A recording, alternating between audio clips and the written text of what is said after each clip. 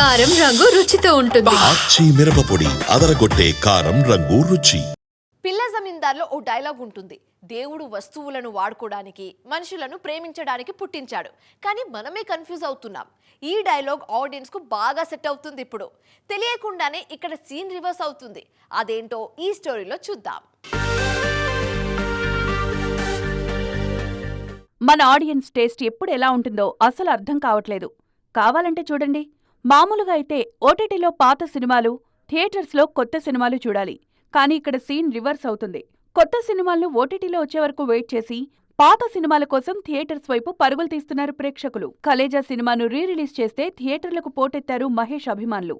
ఎంతలా అంటే అదే రోజు విడుదలైన కొత్త సినిమా భైరవంను కూడా డామినేట్ చేసేలా ఫస్ట్ డే కలెక్షన్స్లోనూ భైరవంను మంచి మార్జిన్తో క్రాస్ చేసింది కలేజా. అంతేకాదు, మొన్న మధ్య గబ్బర్ సింగ్కు అదిరిపోయే ఓపెనింగ్స్ వచ్చాయి.